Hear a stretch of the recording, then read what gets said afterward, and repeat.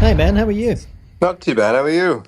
Yeah, not too bad. Not too bad. I'm recovering from seeing Katy Perry in space. Oh, God, what a bitch. 11 minutes. Have you Horrible. seen? I know we've both been working, but have you seen she was criticised because she crawled out of there in a little blue suit? Oh, I've been one of the people criticising her all day, don't worry, between my work. Really? Yeah, She kissed the ground. Why would you criticise her for kissing the ground? because it's vulgar. The whole thing is vulgar. But I mean, it's not like we expect anything more of Katy Perry.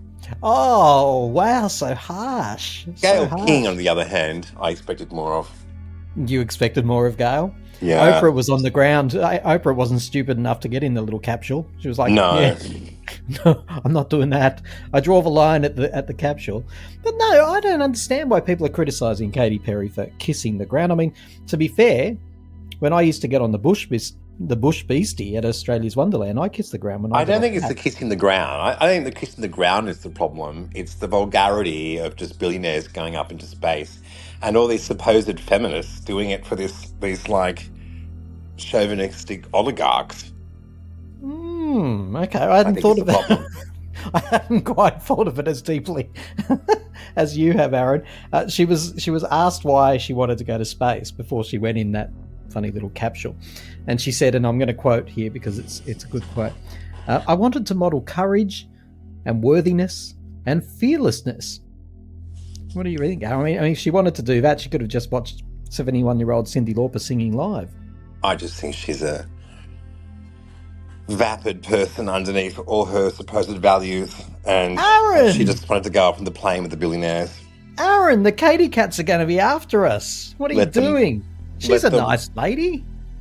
No, Orlando Bloom, cities. he's the problem in the whole thing. He's a bit of a wanker. Yeah. And William Shatner, he was sent into space in the same way not so long ago. And he said he found it. His quote was, and I found that somewhere. Where is it? It gave me the most profound feelings of grief I've ever encountered. He's clearly never watched Showgirl.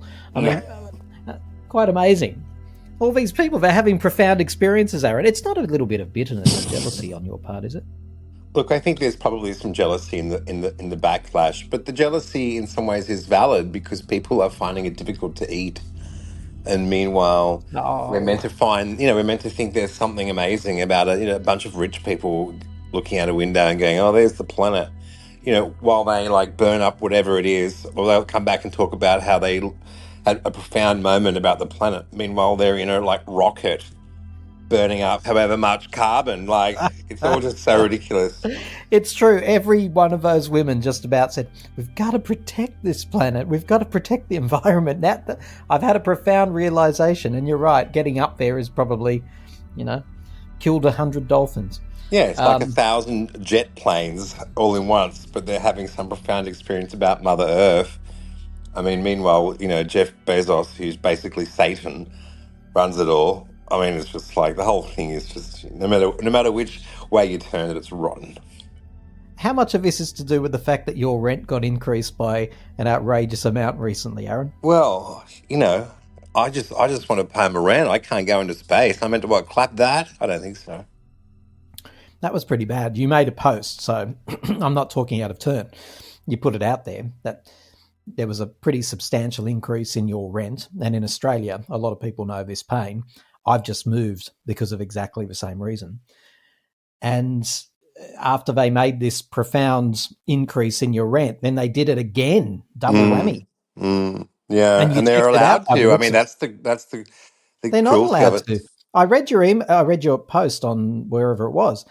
And in my mind, I'm thinking, no, they're not. They're not allowed to do it more than once every 6 months, is what I understand. Once a year, in fact, but they can do it, and before it kicks in, they can change their mind. Actually, we want it to be more, and they can actually do Oh, is that. that what happened? So they Yeah, said, we're giving you notice of this, whatever it was, yeah, $100 increase, was it, the first yeah. time Because around? the 40, and then end up being 100 because the rental market is exploding in Sydney. Yeah, well, I'm sure it is everywhere. Well, yeah, but Sydney's particularly bad. What are you going to do? I mean, pay it to begin with, but yeah, I'm looking to buy, but I'm just that's what sort of sucks.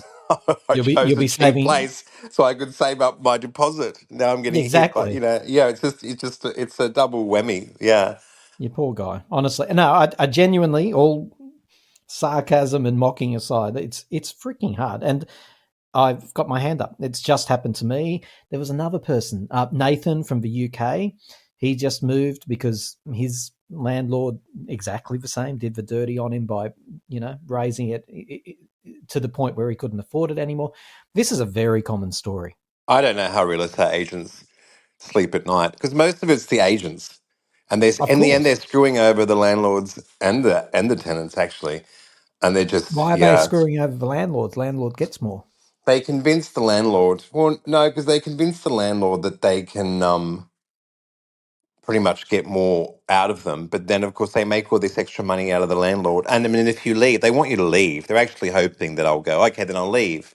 And then they'll make all this money out of having put it back on the market and everything. They'll end up making more off it. It's like when you try and get into the housing market at the moment. I have been looking, and the housing market is so depressing to be in it. And if you're a first home buyer, if most of the places you're seeing have tenants in them, and most of the people that go to buy places are investors, and if you say that you're looking to, I didn't know this. If you say that you're looking to live in it, I thought that would be a plus, but actually they don't want to give it to you because then they won't make the money off the rent as well.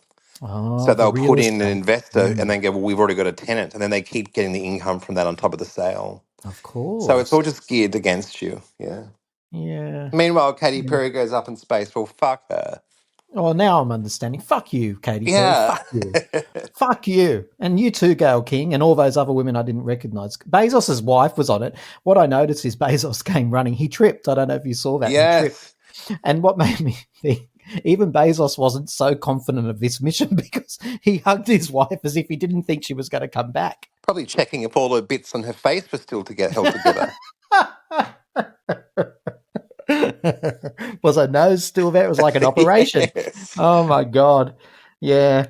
No, I understand it now. I really do. I understand where you're coming from. The verdict is in, by the way, Aaron, on your last chat. The last time you were on, for those of you who don't know, you gave a review, a glowing review, actually, about the Tension tour that you saw in Australia, the first It leg of the was a tour. glowing. Yeah, yeah. It was a glowing review, but the fans weren't happy with you, were they?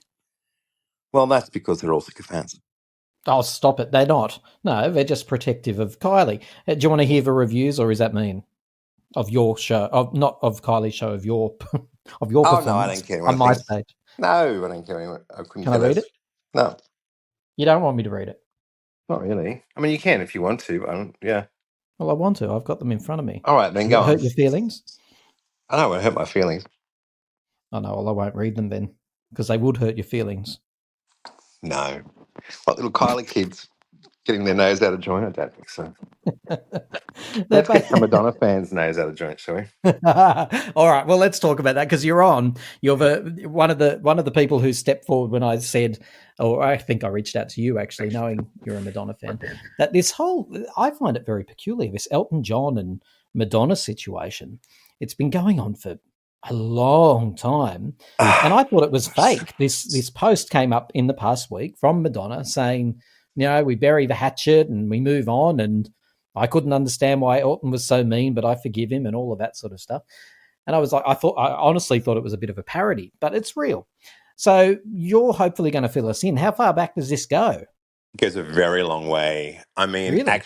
it's actually has some of its roots in Australia because the big one was with the Molly Meldrum interview Tell many, me many years about that. ago, where Molly Meldrum was interviewing Elton John, and he thought Elton John thought that the interview was over, and off mic they were talking about Madonna, and he started slagging her off and calling her a c word, and said, "Have you seen the new tour? She looks like a fairground stripper. It's sad." Yeah, yeah. And that was the tour. You have to forgive me. I think it was She was, MDNA. I think it was MDNA tour. yeah, but she was doing all kinds of. She was pulling her boob out and singing "She's Not Me" about Gaga. And at the time, as I understand it, Gaga, and probably still is, was very close to Elton and was the godmother Oh to no, he's Elton's traded child. Gaga for Chappelle. He's as bad as Madonna is. I mean, I feel like they're mirror images of each other in many ways, and that's actually what's so fascinating about the feud. They're kind of as bad as each other. But that's sort of where it started. Yeah. And he was, yes, that's right. And he actually said she has been terrible to Gaga. Yeah. Those of you who don't know Molly Meldrum, he's an Australian icon, and he's such a lovely man too. And Elton didn't talk to Molly for years, as I understand. No. No, which he kind of understand. I mean, he felt it was off the record. Mm. And Molly, he thought it was just from one queen to another. and, um, and Molly, Molly sold him out, I guess. Yeah. Well, I think if I recall again correctly, I think Molly said it wasn't. He did the interview, and it was the producers and the people who put the segment together that Oh, left that in. Harley. Gee. Oh, wow. Gee, that off the record bit at the end about Madonna being a C word got in it. Oh, gee whiz. Oh, I I had had no no idea. idea. Well, they're clearly friends again because Molly went on stage and mooned the world at Elton's Australian shows, or Yeah, one and of the then was Australian at shows. Rebel Heart. Yeah, I mean, he loves them both. Yeah. Yeah, and Molly's not in his right mind anymore. For No, those of you who don't know, he's no. he's Probably completely not off got his long trolley. left. No. Might be dementia or something. I don't know what it Yeah. is, but certainly, and I'm not making that up, by the way, folks listening. That Molly Meldrum, famous interviewer, Madonna fans will know him because he's interviewed Madonna. Fell off a He ladder. had he fell off a ladder, hurt his, but yes, and ever since then, his behaviour has been really peculiar, including reconciling with Elton and getting on Elton's stage and taking off his pants, which was not a pleasant sight. Yeah. Yeah, Yeah. yeah. So the reconciliation. Here's the thing, Aaron. I thought that reconciliation had already happened because I read at least a year ago from Elton, I think it was, saying, I saw her in a restaurant and she was very big. She came over and gave me a kiss, and the feud was effectively over. But then all of a sudden, only this week, Madonna's posting the feud is over now. It's like, so what happened last time? I don't understand. I think it was I think it was probably an in passing thing. And I think actually he has said something because there was, of course, the biggest, if we're going to go back to the feud, I think the biggest thing to mention is the massive dig at the Golden Globes. Oh, I remember. Tell everyone about that one. I love it. They were both nominated for the Golden Globe. So it's the same era. And she was nominated for Masterpiece, and he was nominated for, I don't know, probably not. I mean, I guess The Lion King's too old for something, some music song. And beforehand, they asked him about his, about the other nominees, and he made some comment, and they said about Madonna, and he said, "Oh, she's got no fucking chance. I've got bigger chance to be the Queen of England or something." She had it was really nasty about her. And then and of course she won for Masterpiece from Yep. WE, Mm-hmm. and there's this famous footage of his face wouldn't clap. Him and David just sitting there, and then Oh, to make it worse, David Furnish, his husband, went on Twitter. I think he was even still at the ceremony, and basically took a dig at her acceptance speech, saying that she was a narcissist and she made it all about herself and it wasn't about the film, it was about the song, la la la, and she acted like the film had won an award. I didn't know that part. Not untrue. I mean, look, in some ways with these celebrity feuds, the irony is you're just looking at a bunch. I mean, there are But that some is really nice people in the world who do really good things and have really good hearts and are really lovely. And if you're looking for those people, like famous billionaire celebrities are probably not where you should be looking for that. And I feel that there's a lot of they were probably both right in some ways, but that was I think was really that was the one that lived in infamy and got more of a global. You see that online globally, whereas the Molly Meldrum thing was bigger in Australia because of the molliness of it, I think. But yeah, the that's but the right. Golden Globe stuff, I mean, I still see that replayed, yeah, on Oh, social media. his face though, you could not write it in a script. His face, as she announced as the winner, is price Ricky Gervais sketch all over. Like it's his face Yes, is so funny to me even thinking about it. He was just and then there was heaps, and then there was the Super Bowl performance where they yeah. said to him, "Do you have any advice for Madonna?" Remember, and he said, "Lip sync good." Yeah, I do now that you say Yes. it. So he was pretty relentless. I mean, he had definitely had a thing Oh, about and her. didn't he say maybe around the same time? Didn't he say $700 to see somebody lip sync? Fuck me, or something like that? Didn't he say Yes. something like that? Yes. So I have two of them. Thank you very much for doing this. Thank you. You're a wonderful man and a great writer. To everyone in the room, all the inspiration that keeps me going, all the newer music that comes out of Britain. I'd like to mention Milo and Just Jack, who I think are brilliant as well. To Jonathan, who's a ponce. Madonna, best fucking live act. Fuck off.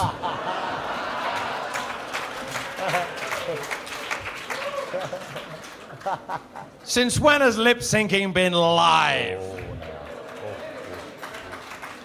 Sorry about that, but I think everyone who lip syncs in public on stage when you pay like 75 quid to see them should be shot. Thank you very much.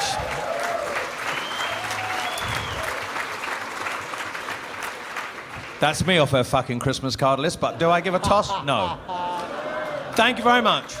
So he's been pretty, I think it's fair to say he has been pretty nasty. And to Madonna's credit, Mhm. she hasn't said anything, she hasn't really said anything much about him. In fact, she did have the story about her first concert being Elton John. Although if you're a real Madonna diehard, I always wonder because she loves her mythologization. And Oh, sometimes doesn't that she? used to be David Bowie, I've noticed. She interchanges Yes, them. Yeah. yes, yeah. She does that, yeah. But Oh, she does. look, true or not, though, it was being fairly nice.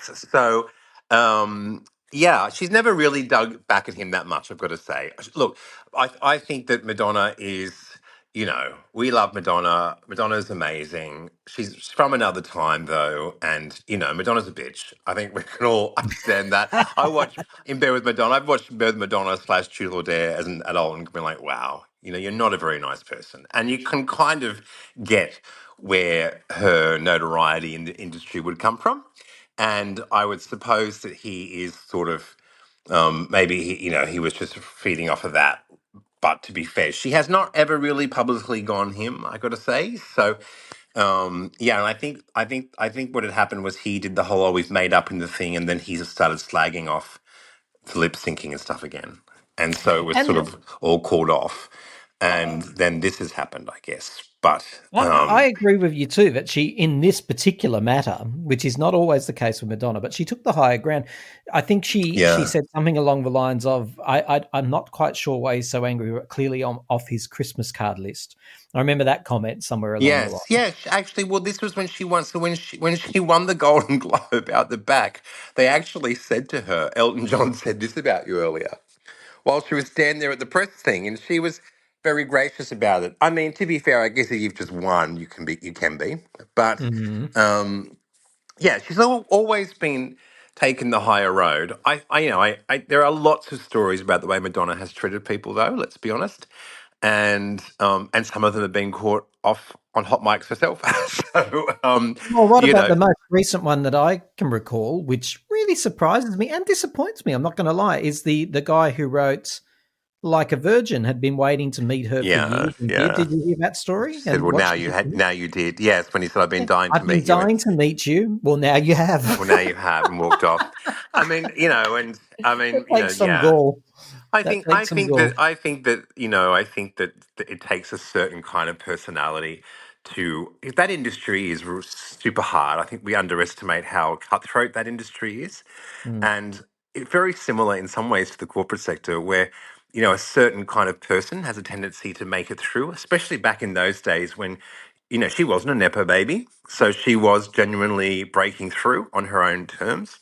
And I think like I don't think the nicest people finish first always in that industry.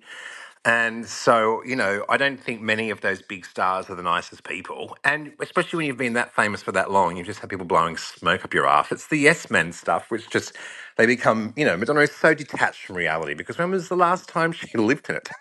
Like, so they're just megalomaniacs at the end of the I day. often, I'm obsessed with the world of celebrity, and I do think about this all the time. Imagine in my pathetic little world, oh yes, we can do Yeah. that. And yes, if everyone was saying yes to me all the time, my personality would change to I must be right all the time. Like, because everyone always tells me, oh, that's a good idea. Oh yes, Yeah. we can do that. Oh, of course. No one Yes. ever says that's You're ludicrous. never accountable. You're never Hmm. held accountable. And in No. fact, you never really contemplate failure because with a lot of those people, the team around them, part of the sort of contractual obligation is to always create everything is a success.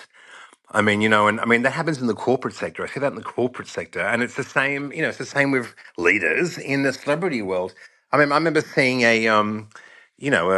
remember seeing this footage of her when MDA went number one in America, which was clearly like, you could arguably Manufactured. say was not. It was definitely like gamed through ticket sales, and they were all like, "Oh, you got the number one album," and like she cut the cake or whatever, and the way it was just like you gamed it, guys, for ticket sales, and it had the quickest drop, whatever, the next week. Now she wouldn't have had any idea that. I mean, it wouldn't have been presented to her. She just had a debut number one album, like. Everything is coded in a certain way, and so they're just very, very detached from reality, and they're just insatiable narcissists at the end of the day. Like that's why they do what they do. This isn't Madonna, and I love listening to Time to Talk. I want to go back to something you said in passing. You said you've watched Truth or Dare, and you concluded, and we have to conclude, she's just not a very nice person. She's When not you in that used, movie. when you watched it as a younger person, like, has your perception of, because here, I'll give you mine, and then you can tell me Yes. how it overlays with yours. Yeah. When I used to watch it, her bitchiness and all of that, I found it really funny, smart and clever. Now that I watch it as an older person, don't get me wrong, I still find it a very entertaining documentary, and I still watch it for the nostalgia value or anything. But with older and sort of maybe wiser, hopefully, eyes, I go, wow, you are just a brat. You're rude, and it's not clever. Some of the things that go on in that documentary. What's your take? Yeah, I mean, when you're a teenager, I think that's why she spoke to people who were disempowered in some way. My experience of a teenager is the classic teenage country kid, little gay kid in the country. And so watching In Bed with Madonna, the movies, was super empowering. For us, it was the first time we saw our sexuality represented on the screen, even though you could say she is sort of, I mean, there's it's blurred lines because some will say she was exploiting that, but then also she was. I always argue for her in that instance because it was a very scary time. It was the HIV pandemic, etc., etc. And so some of it was generally gutsy and empowering. But then I think why she spoke to a lot of people who were disempowered in some ways was that she was so ballsy and in your face and kind of fuck you. And so it was also just taken in that vein. And we're very young and probably weren't, you know, our empathy wasn't as developed as you are when you're an older person, let's say. Yeah, And you're not as worldly, you don't have that context of some of it. I watched the bit where she's laughing at the makeup artist who goes out and gets that drugged is the worst potentially. part of the documentary, It really hands is, down. and I'm like, oh god, that's awful. But at the time, I didn't even understand what that was. You know what I Oh, I mean? had to watch it a few times at the time to work out, hang on, did she get raped? And essentially she did. And Madonna's Yeah, going, potentially, yeah. basically, tell me if I'm wrong about this, but Madonna essentially goes, her? Like referring to her appearance and everything. Isn't it? Am I wrong about And that? also suggests that she's sort of, I mean, implicitly almost implies that she kind of asked for it because she was big noting herself that she's And touring with these Madonna, days, right? You know what I mean? victim And blaming. ooh. That's what it would be called these days. Victim blaming. Yeah, victim shaming. Yeah, victim blaming. Yeah, absolutely. Yeah, there are a lot of, she really is at the height of just being a young, bratty ego monster. You know what I mean? Like, In Truth or Dare, and early in her career in interviews, she mocked a lot of people for their aging appearance.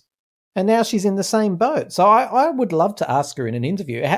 I'd like to play her some of the clips and say, what do you think now, like in context? I'd like to know if she'd take some accountability and say, yeah, I was young and no, I I shouldn't don't have think said she's that. a person who is particularly connected to what's behind. I think she's a very ephemeral, like transient person, which is why she's never never been very sentimental until recently, when probably the record label said we're not going to fund anything else.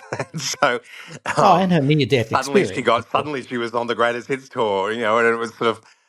But I think that was the result of a lot of pressure. We all know that Madonna generally hates looking back, and really loathes it. Although to be fair, I think she went and saw Truth or Dare. She was at Truth or Dare when it was at the She Modern did. Art, and she did make a comment about how cringy it was. Oh, But I did think she would she? always cringe at herself watching herself back, because I don't think she enjoys it very much But anyway. wouldn't here's the other thing, Aaron. I've said this for about maybe 4 years now. Where's the big interview? She used to do interviews that were events. She was on 60 Minutes and Tonight, Madonna. Like, it was a big event when Madonna gave an But interview. to be fair to her, She hasn't given no. a big interview in, I can't remember how long I since don't she think the gave a big demand is interview. there, though. I think, in all fairness to her, I mean, I do think I don't know about ageism. I mean, I guess it is ageism in a way. I don't know if it's. I don't know. I think that's too simple to say it's ageism, but certainly she is an older legacy act now, and I don't think those big shows. It's not going to be an event because it's not going to have the same market share. That's Yeah, I that don't agree with Billie that. Eilish is going to have. You know what I mean? It's just not. It's just not that way, unless they really are going out to producers and pitching some huge revelation. A Madonna interview is not going to be as big a deal anymore, because Madonna, Mm, on the mainstream sense, is still not that big of interest, and in the way that she was, and that's just how it works, and that's because. That unfortunately, that's because of consumption demographics. Most of the consumption demographics of popular culture are younger people, and so yeah. that dictates that ageism as well, because young people are looking at artists that in some ways reflect their own experience, and you can say that's ageism, or you can just say that that's just not part of human nature. You know what I mean? And so Exactly, it's a exactly. bit of both, maybe, but that means that Madonna is not that anymore, and so this is why they struggle so much, all those artists, because if you are going to be this narcissist who's had their narcissistic supply fed to them in droves all their life, and then it starts to sort of run out, and then you have all these other people, which we've seen. I mean, I can't stand Lady Gaga, so I always sort of cheer Madonna on, but by the same time, it was pretty obvious that Madonna felt fairly threatened, and that she did not respond nicely. Lady Gaga, I think, also is a horrible person. Again, a bit Oh, like Madonna and Elton. I think they're all narcissists. So sometimes it's not like one person's right and the other person's not. They're just a bunch of horrible people sort of like going each other's egos. But that was wow, very Aaron, you're clearly on fire. what was going on with Madonna and Gaga. She didn't like that, and that's because if you're used to this certain level of supply of fame, of your ego, and as you get older, it starts to trickle down. That is a real crisis, and that's why seen we've seen what a crisis that is for Madonna. I sometimes wish that she would be more honest about that. She has started to be a little bit honest about it, but I wish that she would actually. I wish she'd do an album about it. You know what I mean? Like, when she was younger, she did albums that were sort of very philosophical about where she was at in her life, Ray of Light, even erotica to some extent. Oh yeah. And she has never gone there artistically, which is a shame, because surely that defines the point that she's at in her life, and she's always loved sort of like going on. To be fair, Madonna's one of the first artists that kind of actually became critical of fame itself. Now it's boring. Everyone does it. She keeps doing it. Oh, we've heard it, the babe. But, for the artist that did that, it'd be nice if she actually explored what it's like as an older person at the end of that run. Could be cool. Yeah, yeah. And she That hasn't theme done has that. I always. always am waiting for that moment for her to sort of explore that. But yeah, I mean, there, it's I get it. Like it's, I mean, and all of us, none of us want to get old. I mean, it's easy to like make these people our punching bags as well. I mean, I look in the mirror. I'm middle aged now. I look in the mirror and go, oh my God, I'm buying moisturizer. It's getting dearer and dearer, the moisturizer I buy. So Except for it's the all relative. MDMA, you can't afford that, right? Yeah, yeah, yeah. I can't afford all the shit that they do. Can't go on a rocket either. What a pity. But That magnetic thing that she was doing. Remember that magnetic thing that she was putting out at one stage, and the rose spray and all of that? Whatever happened to that skincare range? Seems to have gone. I reckon she was. Oh, they do hardcore stuff. It's like, yeah, they're on all sorts of stuff. LA doctors, they got their bags of tricks, let me tell you. And, it's God knows what they're on. I mean, and then it's a catch-22 because it just down in a lot in the payoff down the it's same with just plastic surgery. It makes you look better now, but then down the track you look even What's Madonna worse. done to her appearance, do you think? I think she's done. I've always thought she was on She Hates human growth hormones when that was really huge around the What's that? An injection of some kind, is it? yeah, around the MDNA phase. It Right. also for women, it's sort of like a steroid in a way. It's not steroids, but it's sort of like it, and it increases body mass, but it also messes with hormones level, makes your voice go really low, and like sort of speeds up menopause. And around that time, she just suddenly became this like hulky thing. It also famously messes with your vocal cords. And there was definitely a time when Madonna's voice changed quite a lot, and I think just didn't get lower. I think she has struggled with it. Young people now, it's a shame. I mean, Madonna could sing. She was never, a Mariah Carey or a Whitney Houston, but she could sing. And go and watch Sooner or Later at the Academy Awards. Madonna can belt out a tune, but Oh, she I really agree. cannot do that anymore. And I think she just put her body through too much. Personally, So you think that the stress, whatever she's done, it's caused a yeah, lot of stress on her body yeah, and including her vocal cords. So you don't think yeah. she can sing very well anymore? I think she struggles. Yeah, yeah. Yeah. Yeah, I think she Mm. struggles. I mean, she was a little bit like a bit of a Lana Del Rey who can sing but has weird ironic nerves. I think a lot of these ego monsters are also desperately insecure is the irony. And Madonna, we all know, used to get nervous. She very much enjoys her own domain, but when she was in other domain, when she's at award shows and stuff, she would always have trouble because of the nerves. But I think just in general, the singing capacity has definitely changed, and that happens when you're older anyway. Of course, you're not going to be hitting the high notes. Women's voice lowers for hormonal reasons, and you're not, your vocal cords are battered, and you're not going to be hitting those same notes. But I think she struggles these days a little bit vocally. Yeah. Wow. So just finally, are you, I don't know, it sounds like you're a bit sad generally, but do you think this next album with Stuart Price is going to be special? Yeah, I hope so. I mean, I think it's a good idea. At the end of the day, like, just give the people what they want and celebrate. And like, I think it's really, I don't mind them getting to a point. I think it's actually cool if you can let it go and just celebrate your legacy. I say, I don't see it as such a bad thing. I do genuinely empathize. Like, it must be really hard to be like, to want, like, where do you cross over? It's like all of us getting old. You think back and you're like, where did I get old? Like, all of a sudden, I was like, oh yeah, and then all of a sudden you're old. It must be like that as an artist, as a pop artist. Like, all of a sudden you're just not making hits anymore, not making music that everyone really cares about anymore. And it felt like Madam X was that definitely that moment. And I'm like, well, screw it. Like, I get that it's sad. I generally empathize with it, but then what an amazing legacy you had. And if she's going to like make an album that is essentially a nod to everything, I mean, I think MDNA had elements of that, but it was just very poorly put together marketed album. I thought MDA was her biggest misfire of that era. It was probably her first real fall over, I would say. Um, I think I think just do it. Just give the people another Confessions, and he's a great producer, and just give the people what they want. And I was so glad that she did the celebration tour. What an incredible career! Like, what an amazing woman. I don't care that she's a bitch. Like, I don't care that she's flawed. I loved that about her. Like, she was, for all her problems, she was an incredible artist who literally changed the world.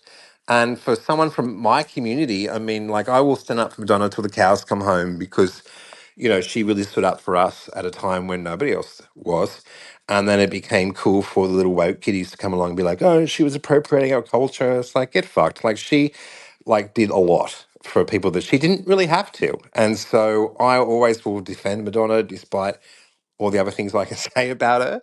But she was an incredible artist, and I don't think there's anything wrong with just like doing Do you, do a Stuart Price album. Give us a Stuart Price album, please. Yeah. Are you aware, Aaron, that you've referred to Madonna in the past tense multiple times in the past 10 minutes or so? And do you I'm think that referring means to, anything? that career that she had. I think as far as Madonna being a current cutting edge popular artist is over. And I don't think that's, I think that's just the reality. That's okay. Like it, like, and sometimes it'll, at some point it will really be over. Like, she'll, like, all of us will die. Like, that's just how it works. And I completely empathize with what it must be like to have to sort of, to be the person that's career has shifted in that way. But that is, everyone retires from their career, like it's just how it goes. And so I think that Madonna is in the past in a way, whereas, someone like Kylie just had, like we're talking about Kylie recently. Well, Kylie just had her little, even though I wasn't a huge fan of Padam, like she had a little moment. Do you think Madonna would ever do that again? I don't know. Probably her biggest chance of doing it will be to sort of replicate it, which, to be honest with you, when you look at someone like Lady Gaga, who's just Madonna on crack, like she's pretty much already reached that because she has just come back. Her career was not going very well, and she's just come back basically doing the MDNA thing, just going, oh, well, here's that old Gaga. He's just a slightly not as good version as old Gaga that you all like. She's just giving the people what they want. They're all going apeshit over it. Come on. So it's just like, I think we're at that point now where Madonna's like, okay, here's what you want.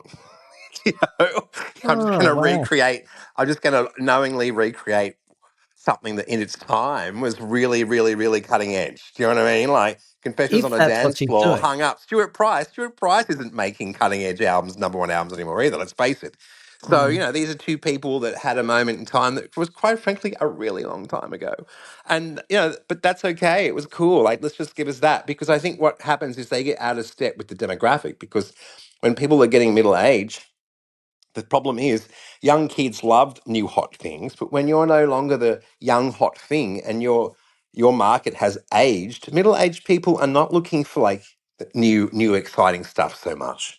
And they're actually getting sentimental. They're nostalgic. Look at how many people will go and pay hundreds of dollars to see these tours of like not even just the Cyndi Laupers and that, but they'll go and pay money to stand at Enmore Theatre and watch Black Box, for Christ's sake. Like, people are loving nostalgia because you get to that point where, you get nostalgic because that was your peak or whatever. You had you have such fond memories of it. And so these artists like Madonna, they drift away from their market and then they're not making stuff that sells because the market that would buy them, they're so busy going, no, look at me, I'm young, for the young people. But the young people are never going to buy it.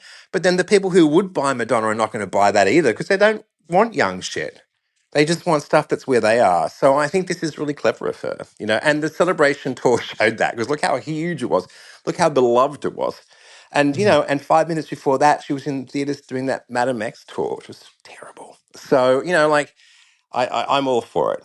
I don't think it's sad. I'm not sad about it at all. I'm actually quite quite relieved. I think it's cool. Yeah, yeah. Well, look, whatever she does, as long as she takes the grills out of her mouth before she sings, I'll be happy. Please, please. But yeah. And can I just say too, I do have to say though that I felt like Madonna's Elton, just to bring it back to Elton, I did I did think Madonna's Elton post was actually a real bitch move on her part. I bet you he was really shocked that she went home and wrote that Well, monologue it's not about what humble. an asshole he was to her. Yeah, I was yeah. just imagining him sitting at home going, "What?" David going, "Elton, darling, you better read this," and him just going, "That bitch."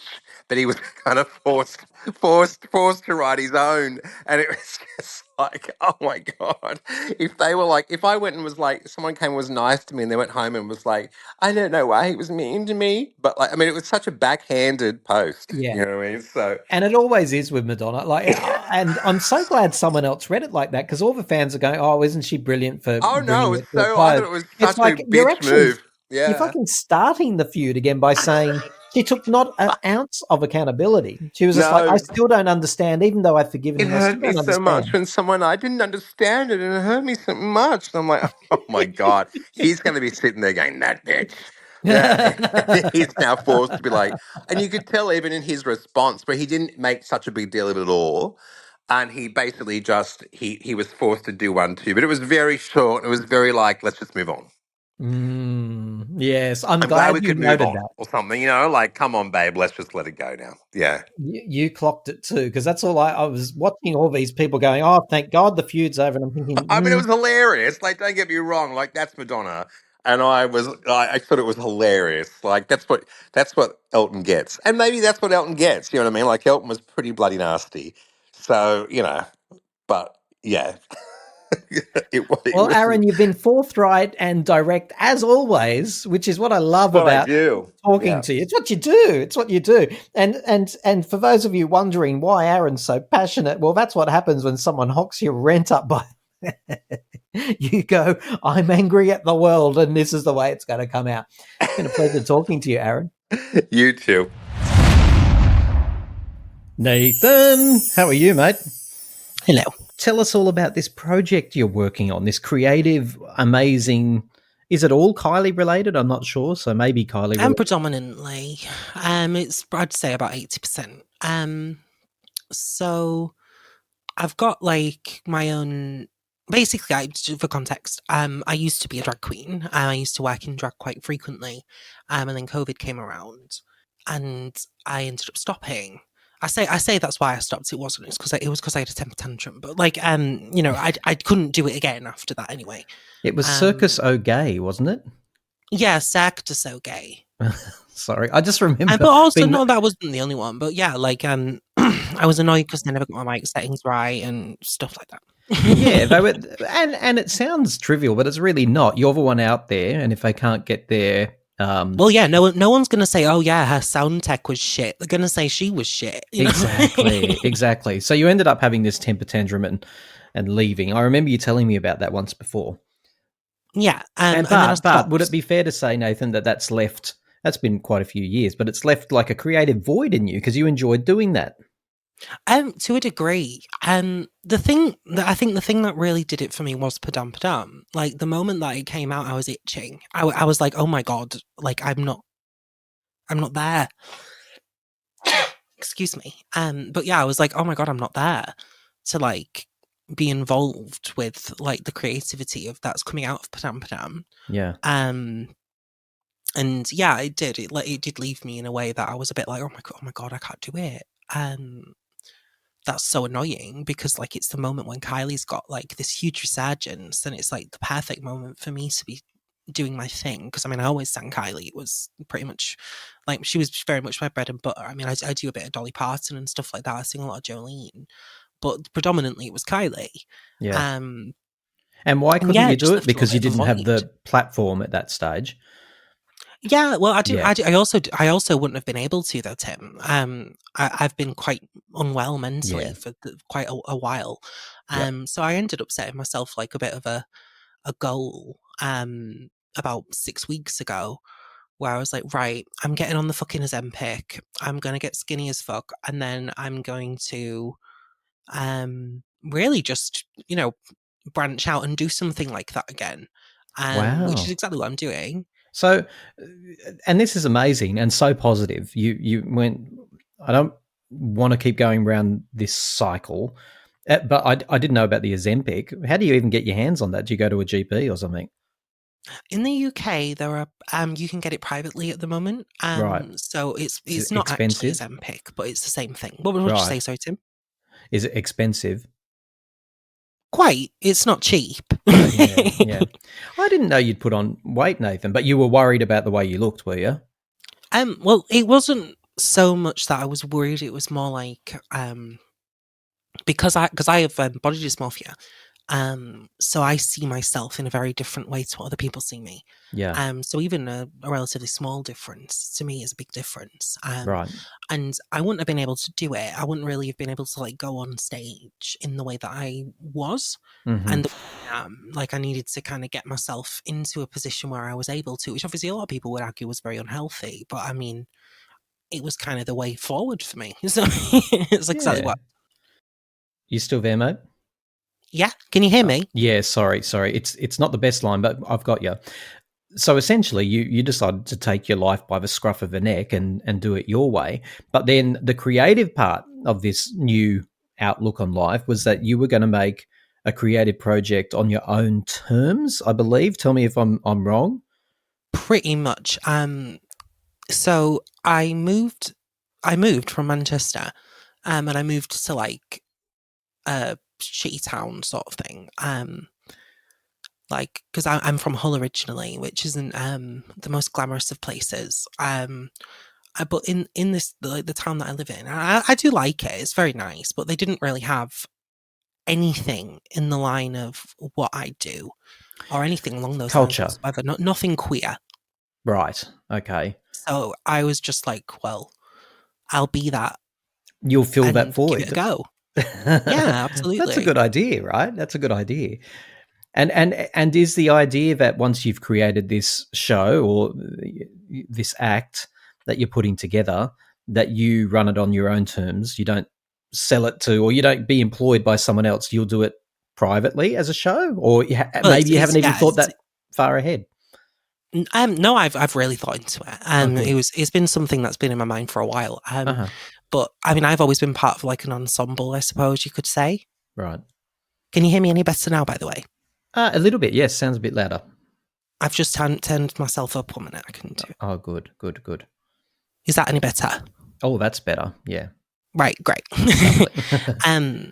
So no, I've always been thinking about it for a while, ever since But Am Again. And it was kind of like, I don't want to be a tribute act because that's quite stale.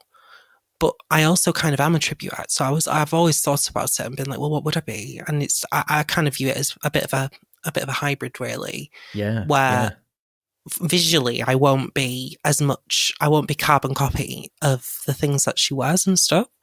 But it's more that sonically and musically, the music that I'll be using, for example, in a lot of the songs will be like more almost like time capsules of Kylie from a particular year. You know, Kylie doing this show. You know, like for example, Les Folies. I've got Am I in one of two of the songs actually from Les Folies up at the moment. And I want to do like Slow from Les Folies if I can. Amazing version. Yeah, exactly, because it's so unique. But like the idea being really, Tim, is like, I don't want to be a tribute act. I want to be a bit of a hybrid where it's like almost like little time capsules, little pockets of time of things that Kylie has done over the years. Like an eras tour, almost, Nathan. What was that? Sorry? Almost like an eras tour. Yeah, kind of, but be an interpretation of that as well. Sure. Do you have a stage name? Oh, I'm Ophelia. Ophelia. Oh, I like it. Shall we have a listen to a little sample of this show that's coming together? Yeah, well, I mean, this is one of the songs that I'll be doing. It is Padam Padam. It's specifically the Radio 2 in the Park introduction of Padam Padam that I've had recreated.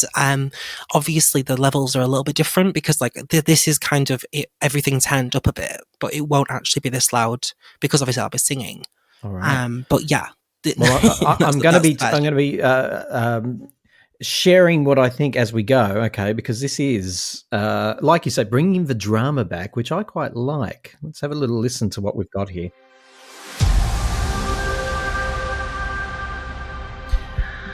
Very Hyde Park, isn't it, Nathan? So far, love that. Yeah, version. that was the plan, very much so. Beautiful.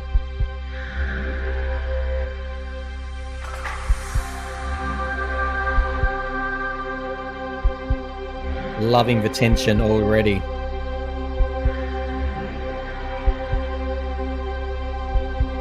Because I won't even be on stage in the same way that Kylie was, for example.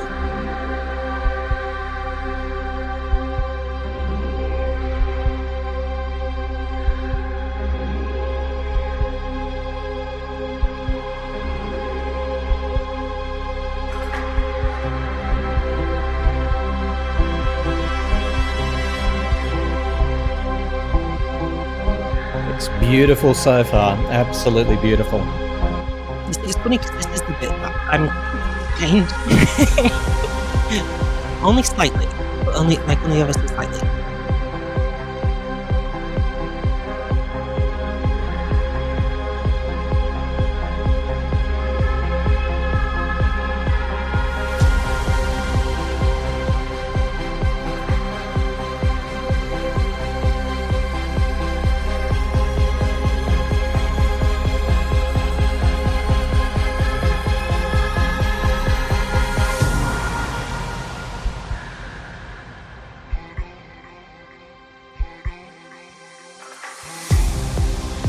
Nathan, this is awesome.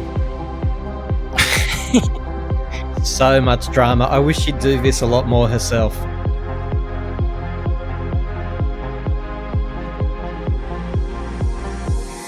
You look like fun to me.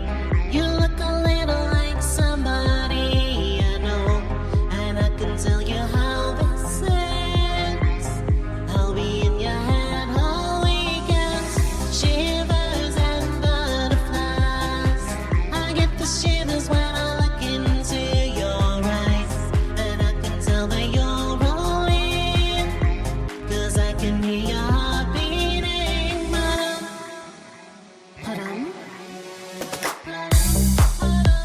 I hear it and I know. I know you wanna take me on and get to know me close. When your heart goes, I hear it and I know. I know you wanna take me on and take off all my clothes. When your heart goes, this place is crowding up. I think it's time for you to take me out this club when we don't need to use our words. Wanna see what's underneath that t-shirt. Shivers and cold champagne. I get the shivers every time you say my name, and I can tell that you're all in, 'cause I can hear your heart beating. 'Cause I can hear your heart beating. I hear it and I know. I know you wanna take me on and get to know me close. When your heart goes, I hear it and I know. I know you wanna take me on and take off all my clothes. When your heart goes.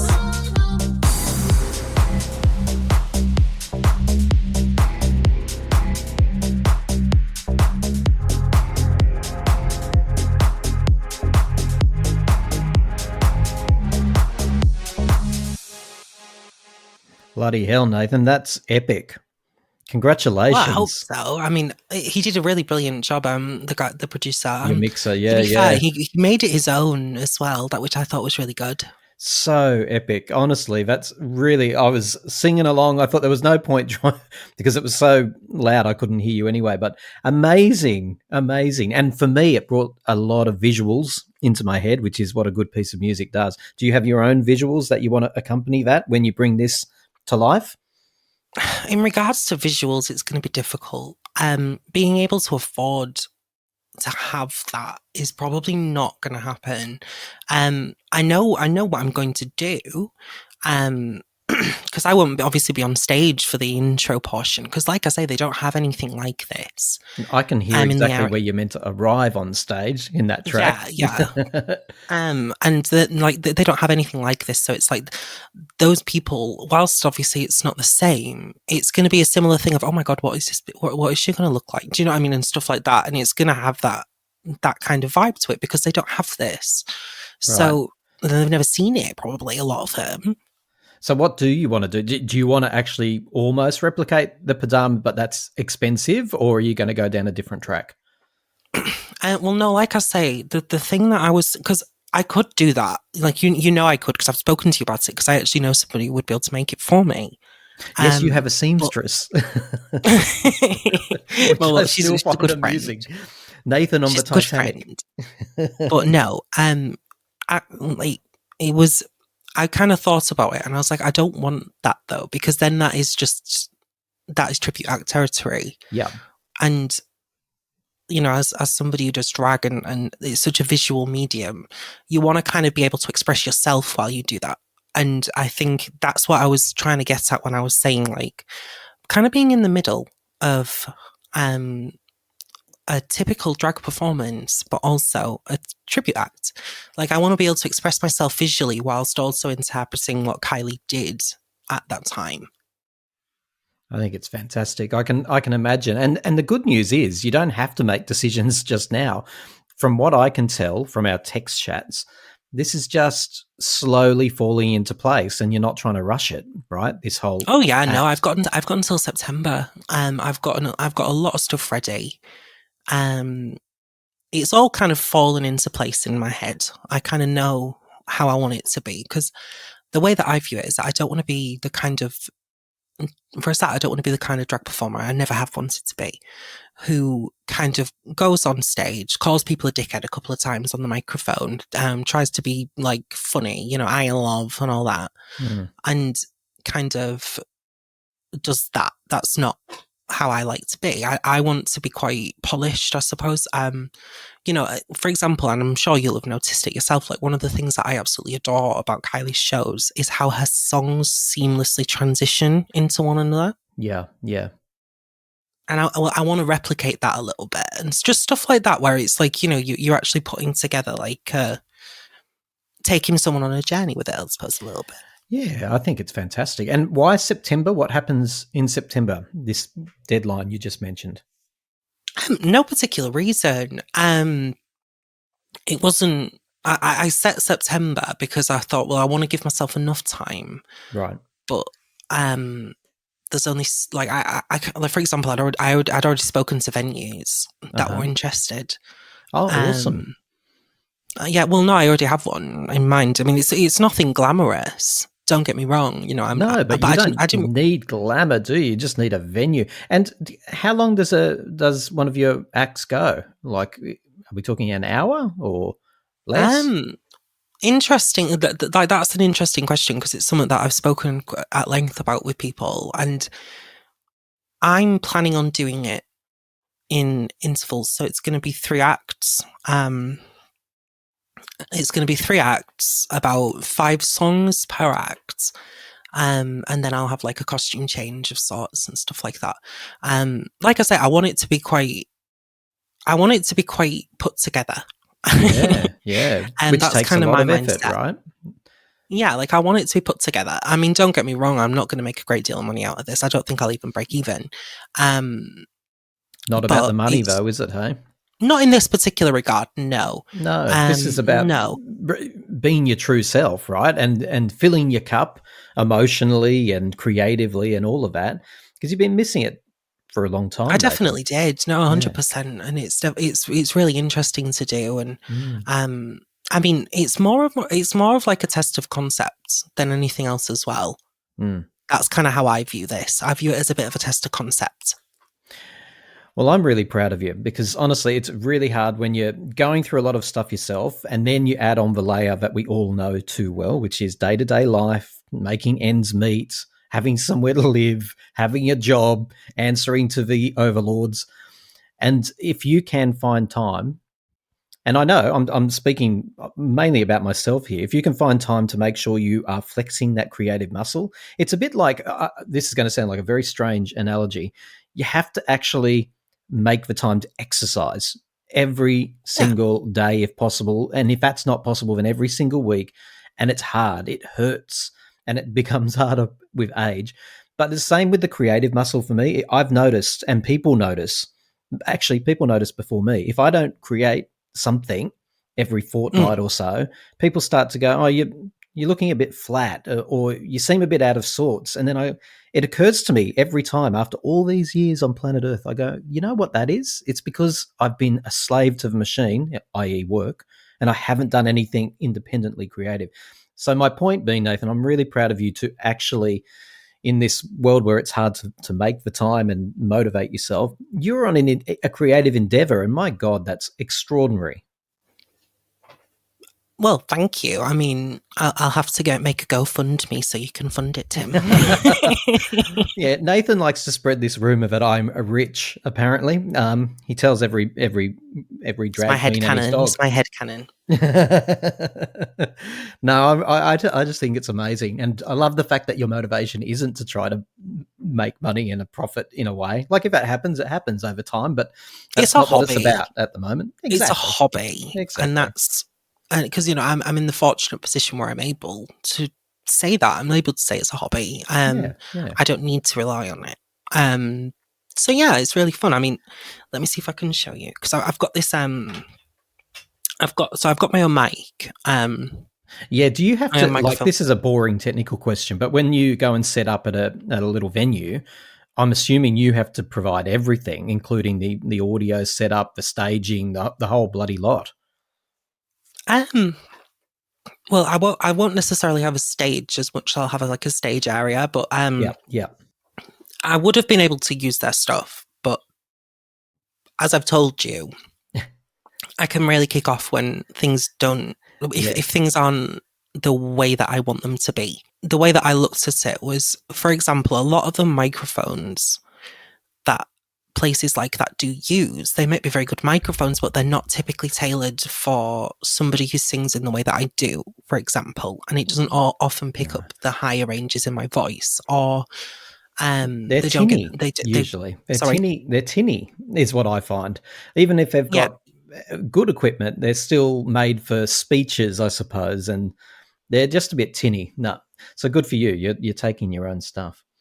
Well, I've gotten this little box, and it's quite fabulous actually. Let me see if I can show you. You're sending I've me a literally got it picture? connected right now. Right, can you hear me? Oh my goodness! Yes, I can.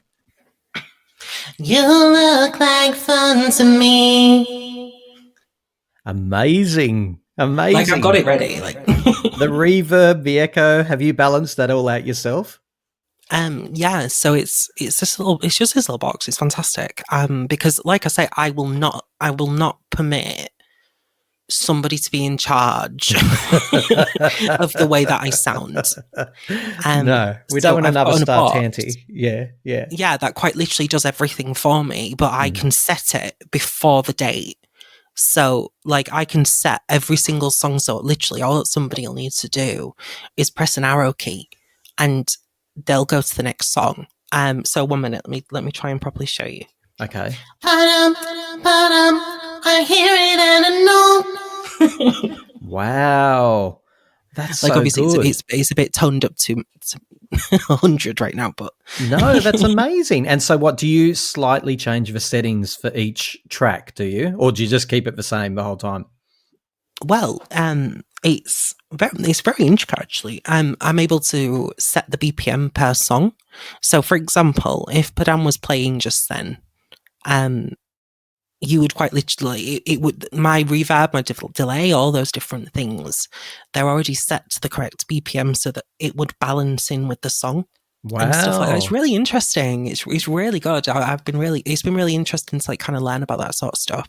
Yes, it's interesting, but it's bloody technical and a bit exhausting too over time. Believe me, I'm in the same sort of position. I don't make a profit from this podcast at all. It costs me money, and unfortunately, only if I had a little magic wand, much more than making ends meet, and so that the show didn't cost me things, I would actually. What am I trying to say? If I had the magic wand, my dream would be to have somebody just to work on the technical side, because it's not my bag, but I actually know a lot more than self-taught, a bit like Kylie, really. I've made every mistake, and people have heard it. People write and say, oh, that podcast sounded a bit clunky, or that podcast sounded a bit X, Y, and Z. It's like, yeah, and I know why, because I set it up probably wrong. But I'm starting to get there. I'm in a new studio now, and people are telling me that they notice the difference. I mean, that's fantastic. I mean, yeah, you've got to though. You know, when you're doing something like that, you wanna be able to have control of things. I find because it sometimes if you're a perfectionist, the only person who can do it to the level that you would expect it's going to be you, unless you're paying somebody a hell of a lot of money. Yeah. Unless you're paying someone a lot of money, the only person who's going to do that is you. And I don't have a lot of money. No, well, and believe it or not, and I know you don't, I'm in the same boat. But it truly is. It's the difference between sounding like, a well-meaning amateur and professional. It is. It comes down to this sort of minutiae of what we're talking about, the quality. 100%. The beats, but it really does makes all the difference. Someone who just gets up at a karaoke note and uses the mic as is and hasn't balanced it all out, that's fun. But if you're wanting to push it to the next level, you absolutely have to get into these weeds which you and I are gleefully Absolutely. talking about, and probably everyone's chronically bored by. But it's true. I love your microphone. I loved hearing those samples that you just gave us. No, honestly, you are completely right. Like, I mean, I'm lucky because I'm a massive nerd, so Yeah. so doing those things is really interesting to me. You know, to see what I can accomplish through technology and stuff like that, and that's really interesting to me. And yeah, people might be bored about it, but if you do want to perform and you do want to try and do something different, and I think that's the really important bit about doing something different and trying to go maybe a little bit against the grain in the way that maybe I am at the moment. You have got to sit and you have got to figure out, like, how am I going to sound and look above my pay grade, because that's what you have to be. I always say, I mean, when I used to do shows, I mean, I would always make sure that I looked phenomenal. Even if I wasn't being paid enough to look phenomenal, I'd still would, because at the end of the day, I don't want people to look and think I looked awful. And that's just because that's what you got to do. If you want people to be looking at you, you've got to have them looking at you and thinking, oh wow, that's really nice. Yeah, totally. And that you're the real deal, right? That you're the real To at deal, least a not someone. degree. Yeah, exactly. I don't know if I'm the real deal, but I'd like to be. You are the real deal, Nathan. People love the conversations that we have. They tell us all the time, you are the real deal. And you're the real deal because you're in there trying to make something creative, and I just couldn't admire that anymore. Thank you for having a chat with me, and I hope that we can stay talking about this throughout the journey, and especially want to be able to play people some clips once you finally arrive on that stagette. What did you call it before? It's not really a stage. Well, I'm doing two at the moment. I've got one that is actually on a stage. And the other one, what, you're just on the floor in a corner or something? The other one is more like it's just an enormous room. Right. So I've got kind of my area. Yeah. You look, it's not about the size of the stage, Nathan. It's the way you use it. It'll be about the size of the stage maybe in a year. We'll see. We'll see. Good luck with it all. Thank you.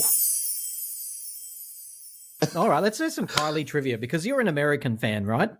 I am, yes. So, you know, my racist, prejudiced Australian ways say that you won't know anything about Kylie Minogue. I know. I'm kind of scared now because I'm just kind of like, whoa. Like here, I'm kind of like big dog Kylie fan here because everyone's like, oh my God, you know so much about Kylie. But like with an Australian, I have absolutely no idea. I'm probably like in shambles compared. So yeah, so you're the big dog in the States, and if you came to Australia, you're just a chihuahua. Exactly. Okay. All right. Well, no pressure. Well, first of all, before we start, let's get some context. What year did you come on board the Kylie train? 1988. Get out. Okay. Well, you bloody well better answer these properly then. I know. You've got no excuse. You should never have said that. You should have said 2024. Like last year. I did miss a chunk of time though, because there was the 90s when like no one knew what happened to her in the United States, and we didn't have internet and all of that stuff. But and I was a kid in 1988, so it's like I missed a lot of that time. But I think I caught up pretty well. Yeah, the record labels did abandon the States for a while there, but here we go. Let's see how we go. What's her nationality? Australian. Yeah, okay. What's her middle name? Anne. Nice. Okay, in which year was she born? 68.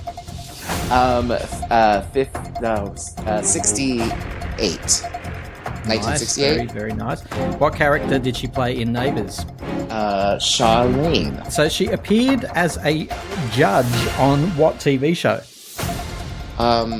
Was it RuPaul's Drag Race?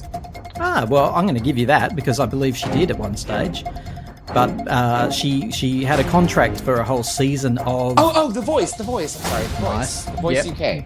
Sorry. Very nice. Totally forgot all about that one season. What was single number one from Impossible Princess?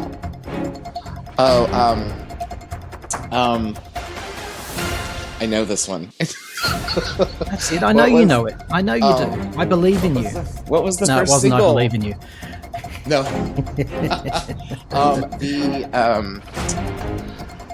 The very first the single from Impossible Princess, was it Some Kind of Bliss? Nice stuff. Very good. Is that right? Yeah, that's absolutely Okay, right. Oh wow, okay. I was like, All right. Panicking. Which album did she? What was the first album where she was the executive producer? The EP. She was a joint executive producer with. Oh God. Ooh, this one might be a little. Was it the Stuart self-titled Price. 94? Oh, That's- Aphrodite. Beautiful, love it. Round of applause. Aren't you glad you came on the show, Nick? I am. I love. Yeah, that was fun. And you got them 100% right, and you got an additional point. So we can't ask for Yay. much better than that.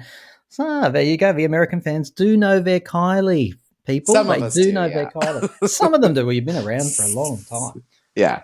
Now you went to the which show DC, did you go to? Washington D.C. Right, and how many days Tuesday ago was night. that? It was the 8th, so it was 2 nights ago. So I asked that because I want to know if you're still in the Kylie glow. Are you still in the Kylie glow? I really am. Was amazing. Yeah. So last night I went to visit a friend. I don't live in DC, but we watched, someone had recorded the whole show from the opposite angle of the arena that I was in. So when they zoomed in, there were like moments where I could see myself like next to the stage, like flipping out, and it was really kind of cool because I'm like, oh my gosh, that was me just last night. So What did you notice about yourself when they zoomed in? Sadly, Go that on. I had most of the time, and in those moments, I feel like I'm pretty good about living in the moment and enjoying the concert live, like in that present moment. But there are moments, like we all do, I want to record a few of the, my favorites and like that type of thing. I don't record full songs. I just record little snippets just for my own memories. So every time it seemed like that person was zooming in on the area that I was in, it seemed like I always had my phone up.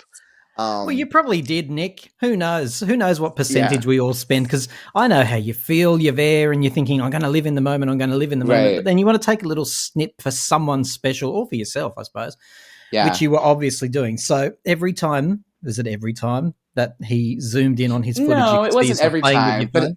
it seemed about 80% of the time I saw myself there, I had the phone in front of my face, and I'm like, I know that's not accurate. Like, I know I was dancing most of the time, just, I deny the footage, Your Honor. I deny it. It's fake. It's all fake.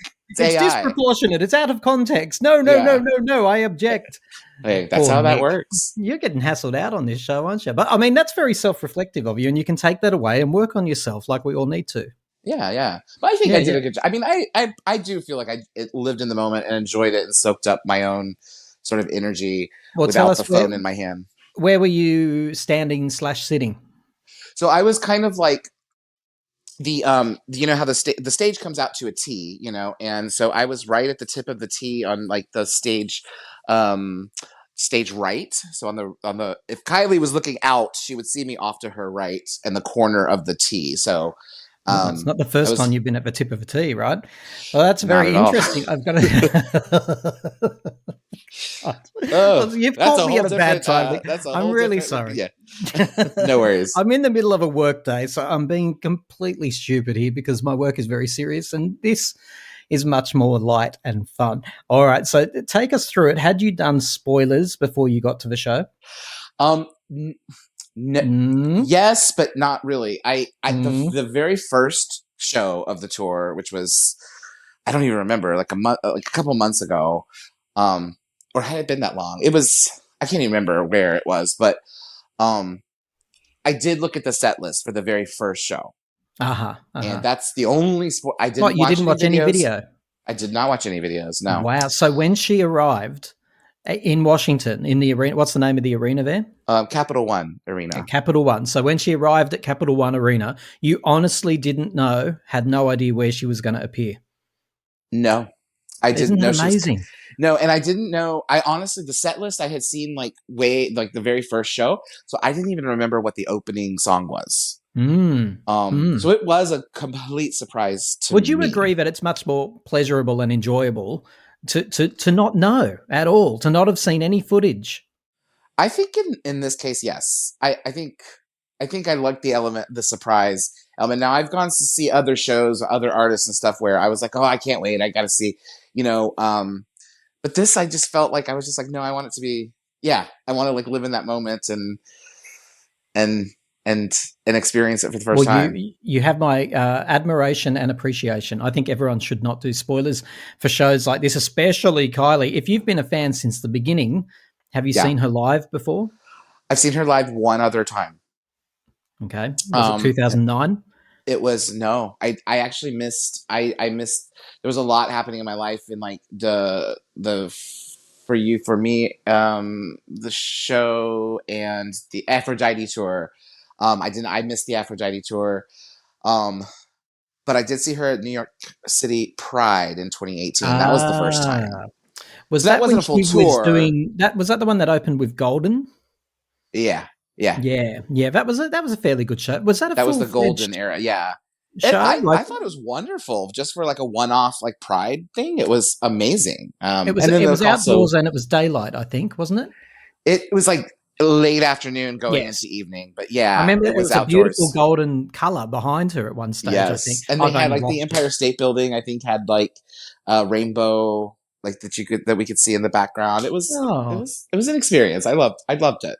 Very lovely. Now I took us away from attention to it because I just want to get a bit of a contrast about if Nick had seen any Kylie before, you'd seen her at Pride, which is a different type of performance. This is the first time you've seen Kylie in her habitat, as I call it, which is the arena. The full tour, yeah. Go on. I'm just going to give you an open pathway here. Tell us everything you want to tell us. Well, it's funny because I had read some things online. I don't know if it was like Facebook or something, and there was some fans that were like disappointed, and they're like, oh, this isn't really that great of a tour. They were kind of underwhelmed with the lighting or the costumes or whatever. I don't even know because I don't really pay attention because I like to experience it myself, and I'm like, I'll be the judge of that. But I did have that like kind of pretense going in, and I absolutely could not 100%. I couldn't disagree more. I was like, this is everything I wanted. I thought the set list was number one, just stellar. And I've seen every tour as far as like on video or DVD or whatever. And I thought the set list was unmatched by anything. I just thought it was super, super fun, 100% through. I didn't sit down once. Most concerts, I tend to, you get the slow parts, you get the songs you're maybe not that interested in, or, parts that are a little more lackluster. And I just was like, no, I could not sit down. At one point, I wanted to go get another drink. And my friend was like, because my friend had seen her 2 nights prior at Madison Square Garden. So I went with someone who had seen her just a few days before. And he didn't spoil anything for me. He was like, no, you're going to die. You're going to die. I want you to like, so mad respect to him. But I was at one point, I was like, I'm going to go get another drink. And I'm like, I don't know, whatever this next song is, I'm just going to have to suck it up. And he goes, I wouldn't do that if I were you. And it was the moment where there's a moment where she comes off stage to go to the middle stage, like the backstage in the middle of the arena. And she walked right past me. Oh, no, really? And, I mean, she was 2 feet in front of me. And I was like, I'm so glad I didn't go out to get that drink because I would have missed that whole moment of Kylie, like, just like basically breathing on me. What was it like when she passed by you? Honestly, I don't even remember. I think I just like blacked out. No, it was out of body magical experience. Yeah. And it was cool because I never like met her or anything. So it's like to see her, how, because, notoriously she's short. For lack of better words. I think she's wearing very big shoes at that point of the show, though. Yeah. Did she appear short to you? Little. She's still little, but I'm kind of big. So, as far as like I'm taller and, but anyway, it's it was so good, and I mean, I will say I got emotional. Of course, there's songs throughout the representation of all of the eras, if you will. I thought was really good. Like. I love Rhythm of Love is my favorite album. Oh, we're kindred spirits, Nick. I love that. Like that's the fact that she did like 3 of the 4 singles from Rhythm of Love was like everything to me.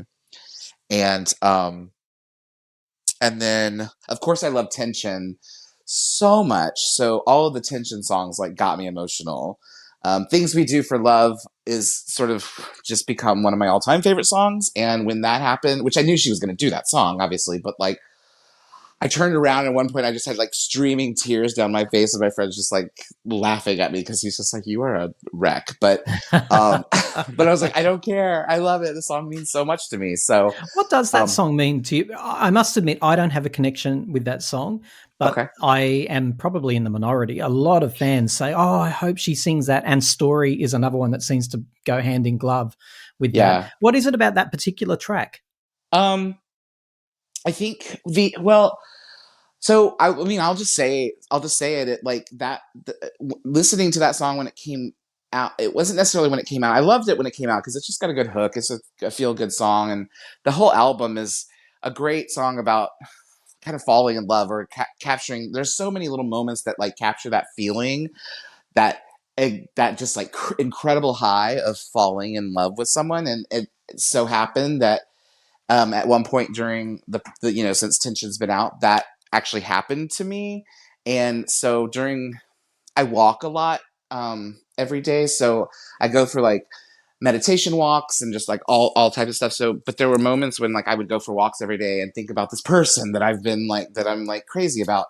And that song, for some reason, I would always gravitate to. And so I think I lost it at the end when, the LOVE, love it on the VP, baby. That whole like last part of the song just is like so whimsical and so just like, It's just carefree that abandon, feeling isn't it? of like, I don't want to be anywhere else but right here in this moment with you.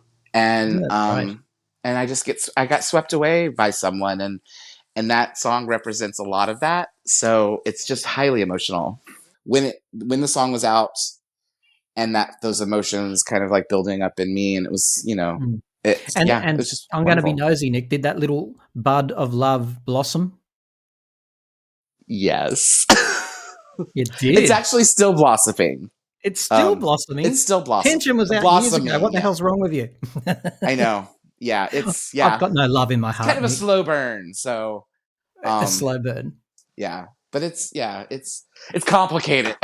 but I think it still is very ongoing. It's just Did that person go to the Tension tour with you? No. Mm-hmm. No. Mm-hmm. Okay. Not at all. Where are they now? Back home. That person's actually not a Kylie fan, so it's kind of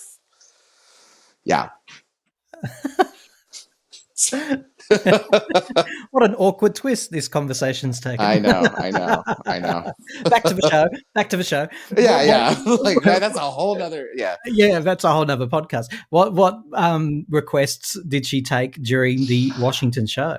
Oh, really fun. So my friend did spoil that to me, that there was that moment where she took the little request, and I think at the first Madison Square Garden show that she had done, I think she sang a blip of Dreams from Impossible Princess, and he was really excited about that. But she did, which I loved at our show in DC was Lost Without You. Oh, wonderful. Which is, just one of the best. I think it was just like one of the best, like kind of like bonus golden songs. One of my favorites. So that really was special. Absolutely loves it too. She loves that track. Yep. Yeah. But when she started singing it, I was just like, oh my gosh. I was like, is this really happening right now? I was like, what a wonderful song to add to it for this show, Yeah. Did she do any other tracks? Sometimes she seems to be doing 2, 3. I think there was even a night where she did 4. I think that was the one. That was the only thing that she strayed from. The rest of that act was the same as previous. Because afterwards, I did look at the previous set lists, and I bet. Yeah, that was the only other one that So, she did like the Say Something acoustic and all that. So, if you could go back to one point in the show and relive it, and I only gave you one option, you can only have one section of the show. Which section would you want to revisit?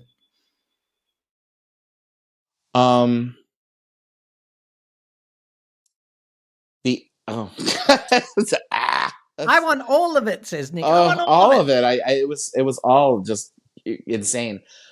Probably, I'd have to say my first thought was the kind of the last segment, because you get that a build up, you're having fun, and all of a sudden it's it's coming to an end when she brings out all the lovers, and then I have to say I've always loved the ending, whether it's encore or ending with love at first sight. Um, I know that's an American favorite as well, Yes. so I know that is always going to be a fun song, but I really loved. I was waiting for that song too because it's just again it's classic, and so the wind down. I think it was "Can't Get You Out of My Head," "All the Lovers," and then "Love at First Sight." I think And is kind of Padam. yeah. Oh yeah, yes, Padam. Yeah. Yeah. Okay, so you'd go back to that section, and that's a great section to revisit, isn't it? Yeah. I personally, for me, it's the opening, the first act. I think you'd call it, because I think that's where you've got your rhythm of love songs plus the arrival. How can you top that? The Arrival. Yeah, I didn't Yeah. know where she was coming from. I was like, oh my god, like yes, that was kind of amazing. I wish I had gotten like a picture Were or you a snippet. hyperventilating out of interest? Because there really is tension at that point, isn't there? Yeah, Real tension. I wouldn't say hyperventilating, but it definitely was. It was magical, and it was hard to catch my breath. But then once I start going, like I'm one of those people that just like I go and go, and I stop, and I mean I dance, and I like yell and sing. I did not stop singing. I was like the people around me probably were like, "Shut up," but like You knew I every word. just I knew every word, and I was there for. I mean, how many nights have I been at home and just listened to Kylie and singing at the top of my lungs? Like it was just wonderful. I was like, these are the moments, as they say. Whenever I listen to Tim and his panel of guests, my toes begin to curl, and I feel just the right amount of tingling all over my aching body. Now, let's get back to the show. Talking about first times, final question, Nick, and it's one we're going to ask everyone. You can decline. You can plead the fifth, as they say in America. What Kylie era was occurring when you lost your virginity? Fever. Is that right? Yeah. Yeah. It was That fever. came to you quite quickly. Yeah. Well, I was 20. Well, I was younger. I mean, I was, yeah, because I was 21 when that happened. And that's when Fever came out when I was 20, aging myself here. But, I was 20 when that came out. So yeah, Fever. Fair enough. And that person was actually a Kylie fan. And you couldn't get him out of your head. I wouldn't say that. or that head. My brain. No. Oh, no. Stop it, Nick. I know.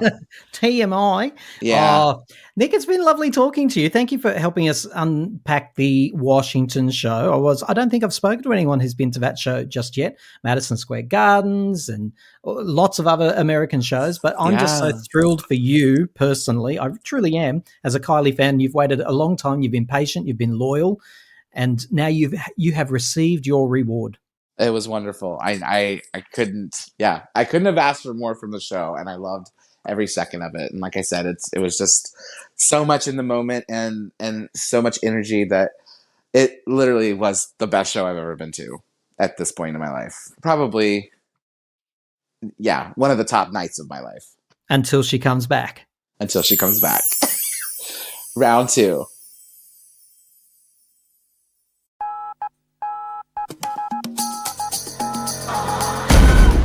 So most of you know that the reviews for the Tension Tour, despite those very early ones, and if you've listened to this podcast, you'll know it all came from one scurrilous, awful little Australian man who hadn't even seen the Tension show. That was the only negative review. The reviews have been universally positive. 4 stars, 5 stars most of the time. Absolutely amazing. Here's a review I've got my hands on. I want to read you the beginning of it. Listen to this. It seems like America is finally getting the message on Kylie Minogue. For nearly 4 decades, she's been an international sensation, but she's remained a blip in America, save for being a mainstay at your local gay bar. Last weekend, she brought the Tension World Tour to New York City and proved that nearly 40 years into her music career, America has finally shown up. She headlined the Mount Olympus of American venues, Madison Square Garden, for the first time in her career, and for 2 consecutive sold-out nights, she left the crowd electrified and invigorated with her enduring brand of joyous pop music. Pretty good so far, isn't it? Yeah, it's a good review, and it goes on, and I'm going to read you more of it, but not before I introduce the author of this review. That's Andrew Martone. Am I pronouncing that right? Martone? Martone, you were close. Martone. I bet you have to correct people all the time, Andrew, I bet. Every once in a while. It's not that frequent these days, actually, but every once in a while. Every once in a while, you get an Australian who is illiterate, essentially. How are you, Andrew? It's lovely to meet you. Thanks for being in the fortress of pop culture here. Lovely to have you. You saw Thank her you for having me. at Madison Square Garden, and you've went to the trouble of doing a review. It's a terrific review. I've read it a few times now, although you couldn't have told that from the way I just read it. That's eyesight, everyone. That's poor eyesight. So essentially, though, you've given it a rave review, right? Yeah, I mean, I've seen her before, so this is not my first time, but this is because I am an American from the New York City area. This is my first opportunity to see a full-scale production in an arena, because it's the first time she's ever done that in America. Where have you seen her before? Was that Vegas by any chance? Or So I went both nights at the Garden, and these were, I think, my 6th and 7th times seeing her perform in any capacity. I did 2 nights in Vegas just about a year ago, almost a year to the day. She played a radio show here in New York, or on Long Island, about an hour outside of Manhattan, in June of 2023, right, about a month after Padam came out. And then I saw her. I was at the show at the Bowery Ballroom in 2018, that little 500-person venue, when she did. It was like kind of the pre-Golden Tour. And then that was June of 2018. And then in April of 2018, she did Good Morning America in Times Square, and I was there. You can actually see me in the videos. I'm like right behind her, in the crowd, in the studio, at Good Morning America. So I've even though seen you've her. seen her plenty, but like Yeah. you have already said, this was the first time you've seen what the rest of the world is quite familiar with, which is a Kylie Exactly. Arena spectacular, Yes. made even more special by the fact that it was on American soil. It's tremendous, because I honestly never knew when or if I would get the opportunity to see that. I mean, yeah, sure, in theory, it's easy to grab a ticket and hop on a plane and go somewhere, but logistically, and financially, it becomes a lot more work to do that, as opposed to, it's a real treat to live somewhere like New York City, because damn near everybody comes through here, except Kylie Minogue. So Until now. Yeah. So I'm going to read a bit more of your review so that people get it, and I want you to tell people where they can read it as well. But my question is going to be, you can start preparing for it, is how all those times you've seen her prior to the arena, which I believe to be her natural habitat, her natural queendom, I want to know how it compares and if you noticed a difference. So I'll continue with your review. You write, there are a few things that the average person has to understand about Kylie Minogue. First and foremost, she's an international sensation. She's been selling out arenas, especially in the UK and Australia, for decades. Second, she is sunshine personified. She emanates brightness, is unstoppable, and can be relied upon to keep shining and spreading the light wherever she goes. Now, Andrew, this is not unfamiliar to me. Everyone I've spoken to who's been to the show, bar one person, has said it's about the light that she spreads. Yeah, and it's, to expand upon that a little bit, so I'm in my mid-30s. I've been going to concerts since I was 10 years old. I've been to almost 300 concerts. And now that I'm a little older, my experiences are different. I'm also sober, so my experiences are different than they used to be as well. But over the course of those 2 nights, I basically didn't have an issue. Like, usually I'm at a show and either somebody too tall is standing in front of me because I'm 5'5" without the heels, or somebody's being obnoxious or not shutting up, or somebody's too drunk, or like the amount of opportunities that a person has to mar someone else's experience at a concert are many. And there wasn't any of that either night. The worst I had was a guy next to me the second night was singing loud and off key, but he's doing exactly what you're supposed to do at a concert, which is singing along and having a good time. So while, I wish I didn't hear it in the videos I took at the show, he's not doing anything, wrong. He's having a great time and you can't fault him for that. But exactly. I say all of that because I attribute a lot of that to her, because I think that that's what she elicits and brings out from people, is that because she really is just like, it's really incredible how much of a light she is. And the more that I've probably been somewhat active of a fan for about a decade now. And so just to see how there's just so much brightness and light to her, and it's really attractive and it's infectious, and it clearly, affects the crowd. And I credit all of that to her.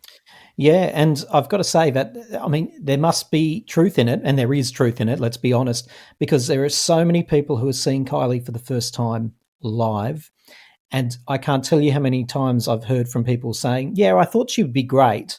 I thought she'd be great. I'd seen clips of her over the years, but until they hit that arena, until they were in her presence, in her company, they didn't understand that light. Let's just call it light.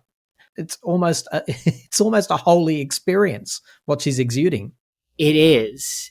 And I feel like, tell me if I'm jumping the gun here on if you're going to get to some of the other stuff in there about no, you go where you want to go. The Andrew. Range of age of the audience. I go to shows where there's ranges of audience ages, but again, I think what gets me about it is that, and I know I say this in the review, but I was born after the Locomotion came out, and so you've got me standing there next to somebody who perhaps remembers when the Locomotion came out, and I wasn't even born when the Locomotion came out, but you bet I remember when Can't Get You Out of My Head came out. And then I'm standing next to someone who wasn't even born when Can't Get You Out of My Head came out. And everyone is equally ecstatic and excited to see her. And granted, perhaps the older fans are a little bit more excited because it's been a longer time coming for them to get to this moment. But you have this wide range of people from multiple generations whose entry points are so vastly different, who are all there having a tremendous time together. You get components of that with other artists, but I feel like it's not at the same magnitude, because I look at those three things as like the Locomotion, Can't Get You Out of My Head, and Padam Padam are like the three biggest moments in her career that at least have permeated the United States. Those are the three that have all been here. And what I love listening to you, Andrew, is you're getting a little taste, just a little taste, of what fans like myself went through in 2001 when Can't Get You Out of My Head came out, because it was like she was our Kylie, our Kylie, our Kylie. Then she became the world's Kylie, and we lost her for a little while in a strange way. I don't mean that in terms of she went away. I mean that we had to share her with a much larger audience, and all these people on the forums that we'd been there for years were saying, I think this, I think that, and you're just thinking, okay, well, it's lovely she's got a great new audience, but these people are opinionated. But you said you're standing next to people whose entry point has probably been Padam and the Tension era. Yeah. Oh, no, absolutely.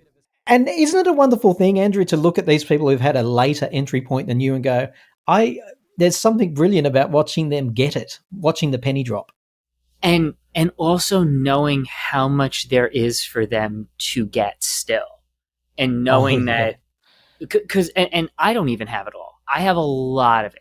There are still, I would say that my Kylie knowledge is like, could stand to be a little stronger on like Rhythm of Love, Let's Get to It, and Impossible Princess. And those are the albums that I'm a little weak on knowledge-wise. And everything else I've got a pretty strong knowledge on. But I think about how long it took me to get to that point. I got into Love at First Sight. It was on, I don't know if you remember Dance Dance Revolution, the game with the mats where you would hit the arrows with your feet and like dance on the...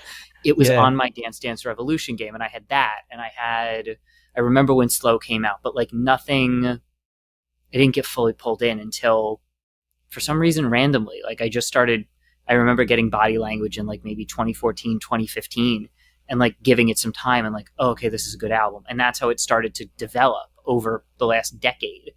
And to make a long tangent, to bring the long tangent back home, I think about how much these people who are entering at Padam, how much they're going to get and how exciting it's going to be for them. I actually made 3 of my friends. I was like, you guys got to go to the show. Like, go. And granted, I'm up against the railing of the B stage and they're up in the nosebleeds, but they went. And my one friend is like, I'm a Kylie stan now. I'm obsessed. And I'm like, you're going to have so much fun with this. Like, you have 17 or 16 other albums to get into. Exactly. And it's not a standard journey into someone's back catalogue. She's done experimentation. She's got all kinds of and very of the eras too. Like, you will hear 80s vibe. You will hear the 90s vibe with Impossible Princess, which, by the way, I'm not criticizing, but I take issue with your description in your review of it being an underrated album. Not by anyone who's got taste, my friend. Was never underrated by us. If you're talking about sales figures, I thought maybe he's referring to sales figures. But look, go ahead. No, you know what? I was just going to say that, again, that's more the perception that has been bestowed upon it to someone who didn't even have an entry point in, what was that, 97 that came out? Actually, reasonable point. Can I just say that here I am taking you to task, but you're in the United States, so of course your perspective is it was an underrated, because it was an unreleased album. It didn't even get a release. And it's like, also my knowledge of it is based on what I can read about it too. The way that I read the reception of it is that at the time the reception wasn't universal acclaim, and That'll be true. Not everything lands with the appreciation that it ends up receiving over time. This isn't Madonna, and I love listening to Time to Talk. So continuing into your review, the Tension World Tour certainly lived up to the name and broke the tension, just like she sings in the namesake song. The show moved with joyful electricity from the opening when Minogue descended from the ceiling surrounded by diamond-shaped lasers and delivered lights, camera action. The lead single to her latest album, 2024's Tension 2, all the way to the closing when she bounced around the stage to 2001's Love at First Sight. Though she paused after her 4th song to let the audience roar, and even she shook her hands to draw louder cheers, she didn't even stop to speak to the crowd until she finished the very apt Come Into My World from 2001's Fever, and was 5 songs deep. And that's interesting you write that, because that not stopping at the beginning, that beginning I think is really, I wouldn't call it underrated. Gee, I'll slap myself on the wrist for using that word. But it's relentless. The Tension Tour is relentless at the beginning, isn't it? From the moment she descends, it just segues from smash hit, up tempo, rhythm of love for the people like me, and just blowing your brains out of your head going, is she really doing What Do I Have to Do? Oh my God. So yeah, it's pretty relentless. And like you say, then she cools it a little bit with Come Into My World, and then finally connects. Yeah, I've seen shows like that before where artists do a couple of songs before they even, have any sort of an exchange with the crowd. But it is the magnitude of the songs that she's doing in that moment, because it's, so it's lights, camera, action, and then it's, oh God, and now I'm, of course, and you would think that, like, I went to the show 2 nights in a row. I listened to that. I'm literally pulling the playlist up because I'm like, why am I? It's also, you know what? For what it's worth, it's almost 1:30 in the morning here, so I'm allowed to forget that. You're not blinking. You're not blinking. But relentless. I mean, and it's like, the In Your Eyes, Get Out of My Way. What do I have to do? Come into my way. Like, it just boom, boom, boom, boom, boom. It's tremendous. Would you say Madison Square Garden got quite a unique experience with Tension?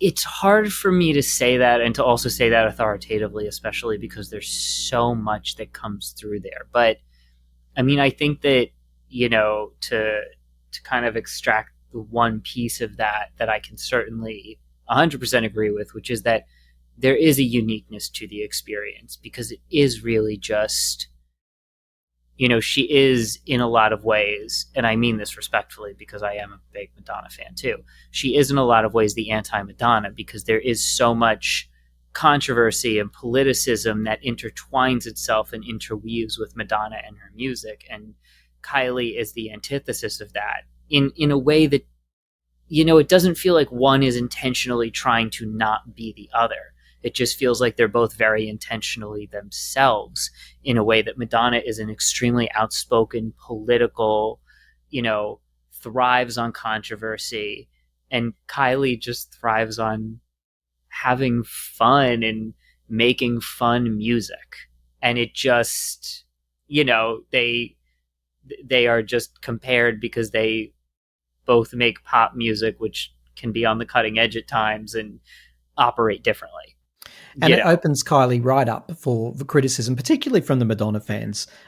We had a guest here that called her mindless fluff at one stage, which completely misses the point. Like with Madonna, she wants to, like, I think the word controversy, let's just go there. Madonna wants that because she thinks it's thought-provoking, and it damn well is, gets us thinking about whatever issue is on her mind at the time. Kylie will go to Mars and back to avoid controversy. And when you think about her media career rather than her entertainment career, my God, for a woman who's been in the business as long as her and in the limelight as long as her, she's had very, very few scandals. Certainly no whopping scandals. She's had a few along the way. Accusations have been with married men, for example, come to mind. But see, not to cut you off, she does not court controversy, though. And that's exactly, and I mention that in here because it is like, I think about who I would compare her to in the, in the Mount Rushmore of pop acts. And I kind of think like her, Madonna, Janet, in terms of when they, Janet's different because she started so young, and, all of their trajectories are different and they're all different, but there are such big controversies that mark both Madonna and Janet's careers. Absolutely. And again, as someone who is of the age that I am, there have been Madonna and Janet controversies in my lifetime of knowing who they are. I remember watching the Super Bowl when the Janet thing happened. Funny thing with Janet, though, and sorry to interrupt your thought, but I think very rarely, she has, absolutely, but very rarely has she courted controversy. For example, I know that when she did the Rolling Stone and that particular era, she was trying to be sexy and mildly controversial, but most of her controversies have come because of her family, because of her relationships. Sure. Madonna goes out of her way, though. She wants it. She wants it. Right. And that's just, and, I look at that as that's just who she is, Absolutely. And I think that that's okay. Cause I think it's, it's important to have both sides of the coin. Well, yeah. And I also think it serves a purpose. Like, again, does. not diminishing you because of your age, but it's hard to remember when she released Erotica, for example, what that meant. Like now it would barely raise an eyebrow now, but back then to have the world thinking about sexual themes and what is and is not appropriate for children and teenagers to watch, and she did a very good job, I thought, during that era of comparing the outrage to her work as opposed to the little outrage there was at the time for violence on television. She was like, what's that about? She really did get us thinking through the controversy. It wasn't all attention seeking. No, exactly. And I mean, that's also, you saw that, and again, I'm too young to have experienced this in real time, but I've studied it enough. The same thing happened a half decade later when you had Little Kim and Foxy Brown in rap. And you had men speaking the way that they had been speaking that whole time. But then as soon as they started speaking like that and dressing slightly provocatively, it was a completely different conversation because it was women, And so you get into the, not only addressing the misogyny that was in the music beforehand, but then you get into the sexist nature of how we respond to a woman speaking a certain way versus how we respond to a man speaking a certain way. So it's... Do you know what's interesting, though, Andrew, listening to you talk and all the thought juices and brain juices going, And it's earlier here, so mine probably are going, and you're probably reaching for the bedside table.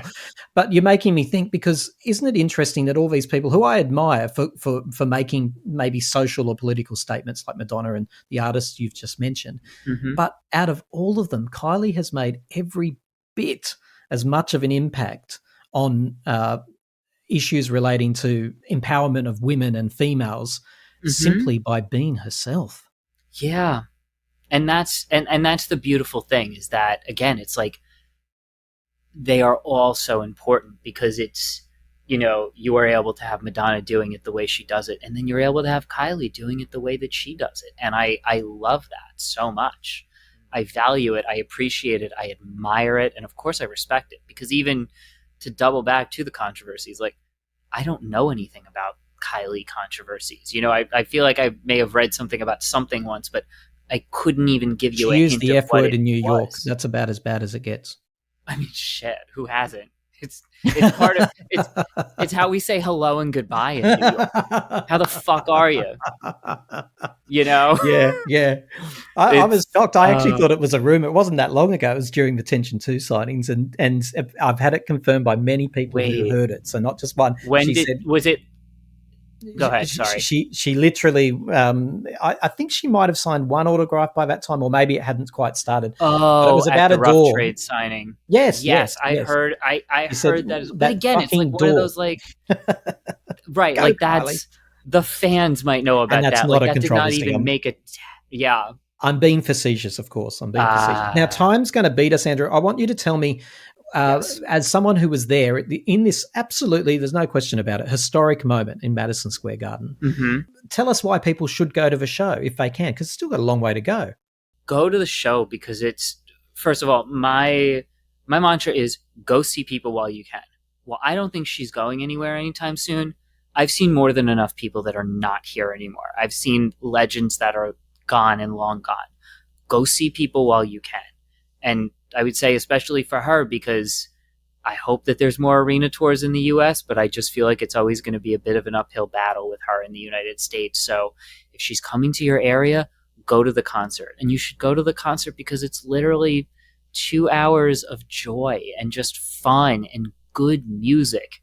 And the tremendous experience of watching an artist who's been in music for 4 decades put songs that are older than me next to songs that came out within the last year.